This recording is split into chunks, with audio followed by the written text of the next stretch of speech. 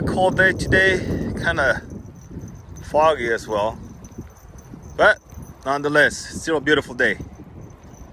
So I'm out here today, guys, again, doing my morning walk. Partner in crime with me, of course. And today I wanted to talk to you guys about Mr. Phil. Just let me backtrack a little bit though. Again, guys, I don't say this, I don't tell you guys this stories just to brag about things that I do, or for other people.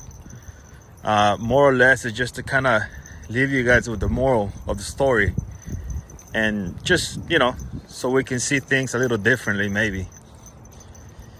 So a while ago I was actually on the same path as I am right now, just a little farther down, and I saw somebody on the side of the trail laying on his back with the bike next to him.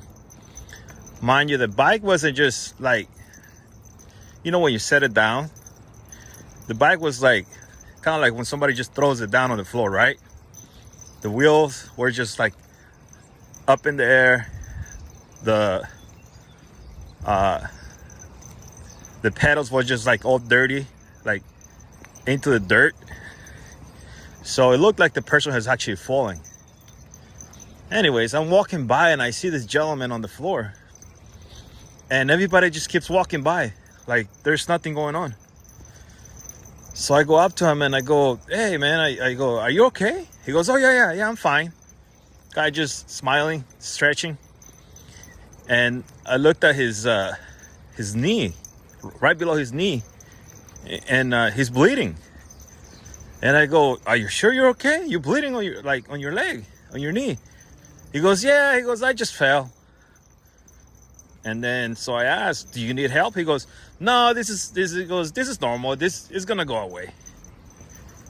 I go, "How do you fall?" And then he proceeds to explain to me that he has this condition. I'm gonna try to say it, but I'll probably say it wrong.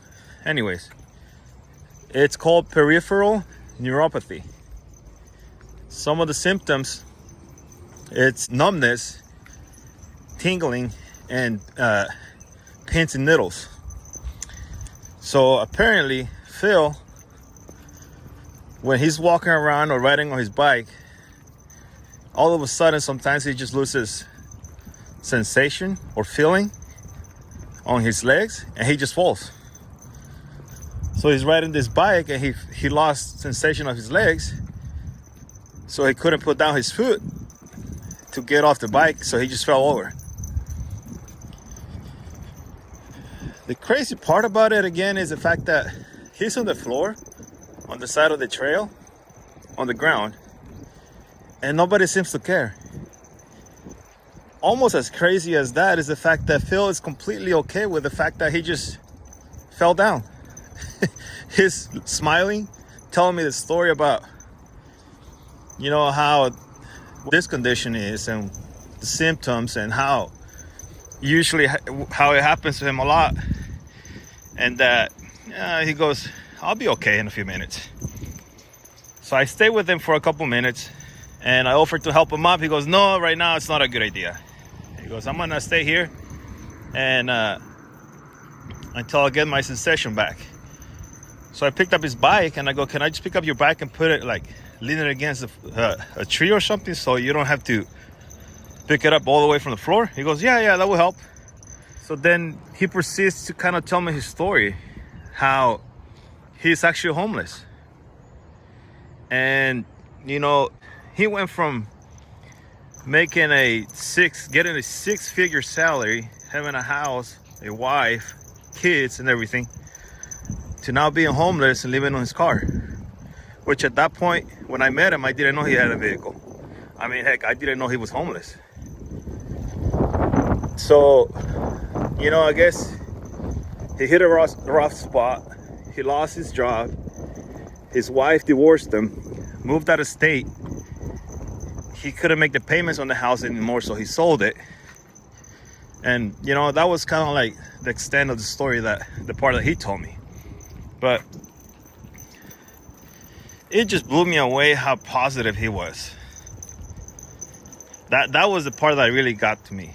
The fact that he was just smiling, he was happy. He actually said that he didn't blame his wife for leaving him. She said that, you know, he said that she put up with him for I don't know how many years. So yeah, so he was actually telling me that how he doesn't blame her for doing what she did, you know, he doesn't blame her for leaving him. And then you know, that he was happy.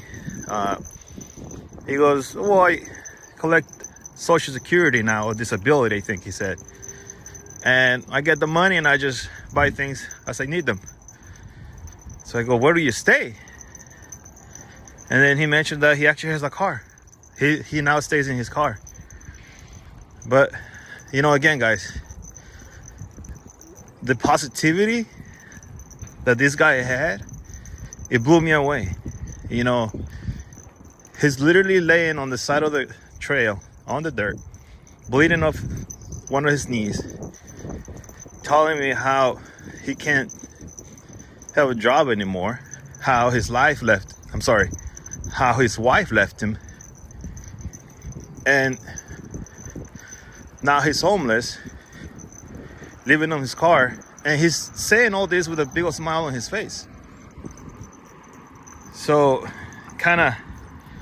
honestly kind of got me by surprise. Like, I'm like, okay, well, if he can do that going through what he's going through, whatever little problem I encountered throughout my day, it should be a walk of the park for me, right? Again, guys, I don't say this to brag about it, right? So it was kind of cold that morning, so I go, anything that I can do for you to help you? He goes, you know what? I love coffee. So I go, I'll be right back. So I go to my house, make him a coffee, like a big, in a thermos, like a big one, and brought it to him. And I go, here you go. And I brought him some cookies, some bread. And by then, he had already been able to get up. And so when I came back, you know, he was already up. So I gave him the coffee, I gave him the bread, and I told him to just keep the thermos, you know, the thermal, just so he can continue to buy coffee and just use it for it. Needless to say, he was really happy and grateful about what I have done. And when I said that this person was an embodiment of positivity, I know why I'm saying this. A couple days later, I ran into him at the O'Brien's on the street. And that store has some tables and benches outside where people can sit down. You know, if they go buy something from the deli department, like a sandwich or something, they can come out and sit down on the bench and the little tables and just eat there. So Phil was just sitting there, and I saw that he has a cup that I gave him, the thermos. And his hands were just black, and he was unwrapping something with his hands, and his hands were just black.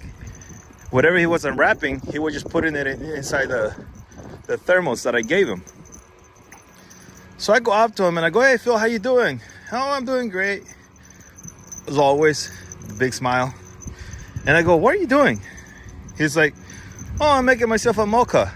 I go, what do you mean? He goes, yeah, you know, it was actually after Halloween. He goes, yeah, you know, I got some chocolate yesterday. They gifted me some chocolates.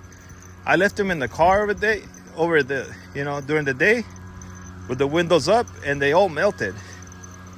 So he goes, so I decided to just come to O'Brien's, buy a coffee, and then throw the melted chocolate in it to make myself a mocha.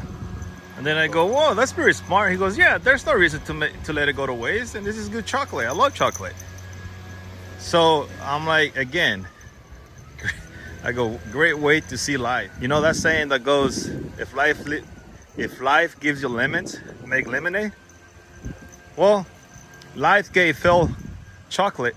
It melted, and he decided to make a mocha coffee with it. Anyways, fast forward a couple weeks later, I see him on the side of the trail again, but this time he's sitting down next to this vehicle. It's a nice car, you know, Honda Accord hatchback, probably 2018, 2019. And his the gate is open, and he's sitting next to the car on the beach chair, just his feet up and relaxing, reading the newspapers. So I go, "Hey Phil, how you doing?" He goes, "Great." I go, "So, morning."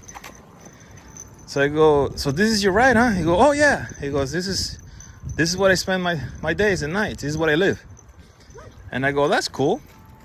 And he starts to tell me, you know, how he was giving somebody a ride, one of his friends, and she had a little kid with her, and the little kid needed to go to the bathroom, so they needed to go quick, and he couldn't hold it anymore. So he goes, I went to a park that was nearby, and I know which park he was talking about.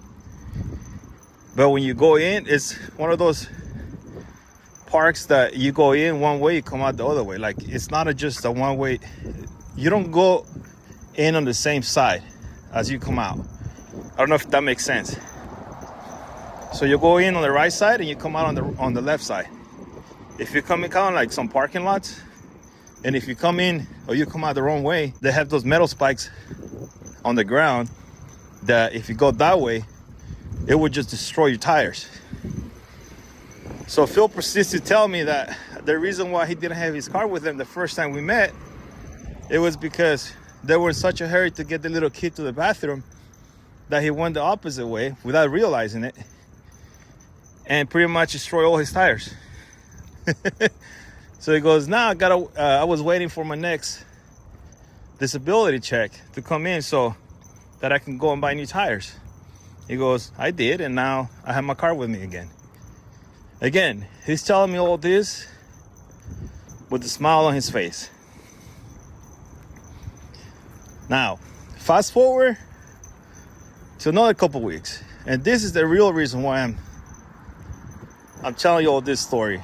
Is to show you, or to remind you, that a lot of times you don't have to do much to help somebody in need or to be a blessing or make a difference in somebody's life. He's driving by, I'm on the trail walking, he's driving by on the street, he pulls over and he goes to a cup holder on his car, lift up the thermos that I gave him. He goes, "Just wanted to tell you thank you again, man. This thing works really great. I'll be using it every day when I go get my coffee in the morning. I just want to tell you I really appreciate it, man. Thank you so much. And have a blessed day." So I go, "Whoa, Phil, no problem. I'm glad I was able to make your day a little bit better." He goes, "You sure did." He goes on his way. That right there, again, showed me or let me know that if we really want to help somebody, guys, you don't even have to wait till you're rich. You don't have to wait till you have some extra money laying around. You can literally go to your house, go through one of your cabinets, pull one of your coffee mugs or a thermos, fill it up with warm coffee, grab a cookie from your pantry, and give it to somebody who's in need. That simple act right there could change somebody's life, and you will be happy to know that you were part of that change.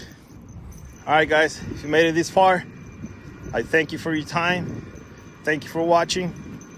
Please like and subscribe. God bless you. Stay safe.